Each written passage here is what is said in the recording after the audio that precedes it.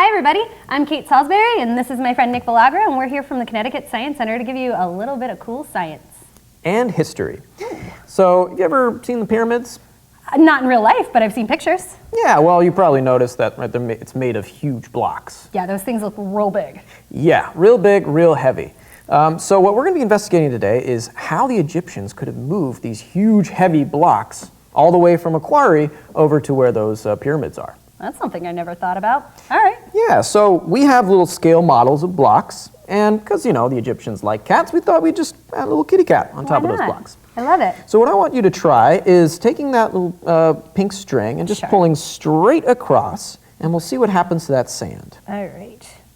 So at first I noticed that the block seems to be moving across the sand, but I noticed that there's like a really big, I don't even know what to call it, like hill or wall of sand. We'll take the block off. Yeah, okay. So you see there's a big mound of sand there, right? Yeah. We call that a berm. Oh, that's a fun word. Yeah, berm. So what's happening here is that block is pushing the loose sand, and that loose sand is slowly getting built up over time. And so what do you think that might mean if you've got some workers trying to drag a block through sand? I know the pyramids are in the desert, and there's a whole lot of sand in the desert. So if they're dragging this a really long distance, I would guess that berm, that pile of sand, is going to get relatively large and maybe heavy. Yeah, and I don't think that would be a very effective way to move those blocks.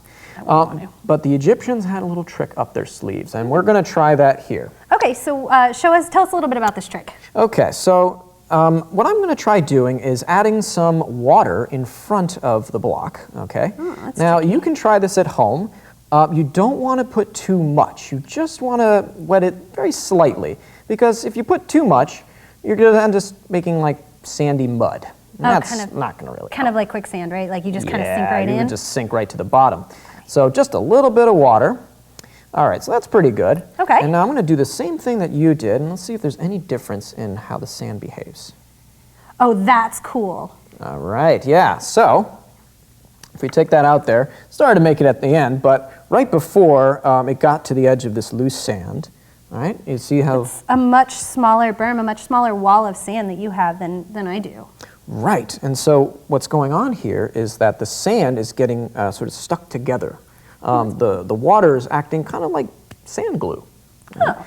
And you might have noticed this effect if you go to the beach. If you go kind of close to the water where it's wet, the ground is a little firmer. Yeah. And so that firmness of the ground allows blocks to be moved across it a lot more easily.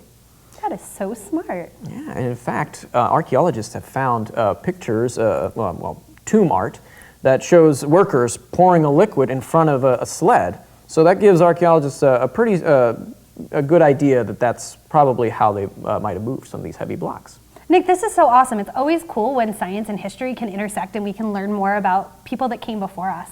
Thank you so much for this really cool demo. If you try this out at home, share what you found and your results with us using the hashtag #ScienceAtPlay. And for more really cool science activities, check out our website at ctsciencecenter.org. Until next time, we'll see you later.